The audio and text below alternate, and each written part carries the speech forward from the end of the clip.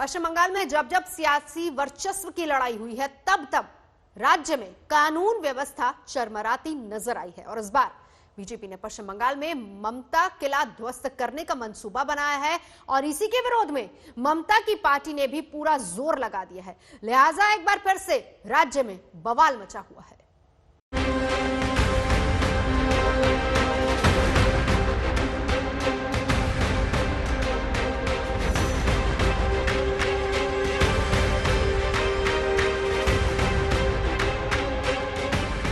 बंगाल में राजनीतिक रंजिश और हिंसा का लंबा इतिहास रहा है। जेपी नड्डा से पहले भी बीजेपी के बड़े नेता हमले का शिकार हो चुके हैं।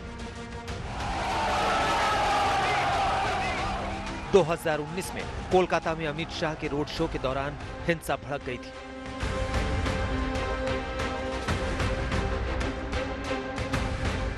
वहीं पश्चिम बंगाल के अलीद्वारपुर में बीजेपी अध्यक्ष दिलीप घोष की गाड़ी के शीशे तोड़ डाले गए थे। सूबे में सत्ता के वर्चस्व की लड़ाई अक्सर हिंसा की शक्ल ले लेती है। हिंसा का नया दौर 2014 के बाद शुरू हुआ, जब बीजेपी देश की सत्ता में आई। उसने पश्चिम बंगाल में पैर पसारना शुरू किया तो टीएमसी के साथ उसकी जबरदस्त सियासी जंग छिड़ गई। देश के गृह मंत्री और बीजेपी के पूर्व अध्यक्ष अमित शाह ने दावा किया कि 2014 के बाद से लेकर अब तक बंगाल में बीजेपी के 100 से ज्यादा कार्यकर्ता राजनीतिक लड़ाई में अपनी जान गंवा चुके हैं। जिस प्रकार से अपीसमेंट की पॉलिटिक्स, तुष्टीकरण की पॉलिटिक्स चल रही है, इससे बंगाल की ये महान परंपरा आहत हुई है। मैं आज यहां से बंगाल की महान जनता को आह्वान करना चाहता हूं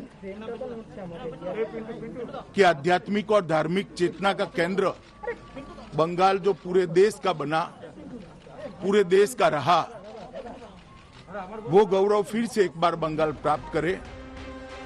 वहीं बिहार में चुनाव जीतने के बाद प्रधानमंत्री नरेंद्र मोदी ने नाम लिए बिना ममता बनर्जी की तृणमूल कांग्रेस पर निशाना साधा था। जो लोग लोकतांत्रिक तरीके से हमारा मुकाबला नहीं कर पा रहे हैं, देश के कुछ हिस्सों में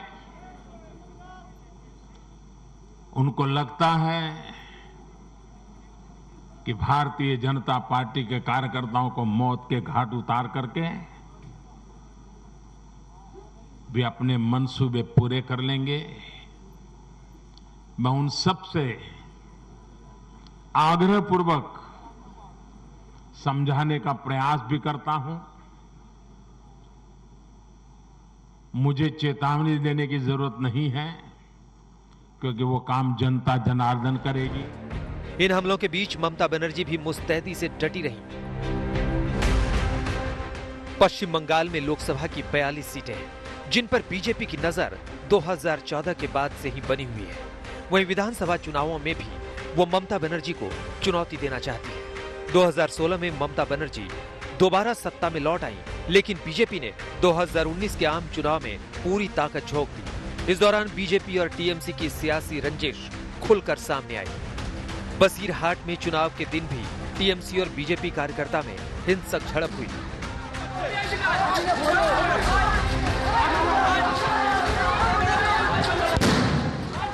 बीजेपी और टीएमसी की ये सियासी लड़ाई आज भी जारी है।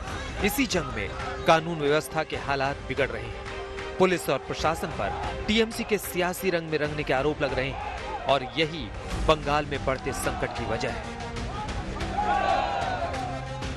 मनोज्ञा लोईवाल के साथ इंद्रजीत कुंडू, कोलकाता, आज तक।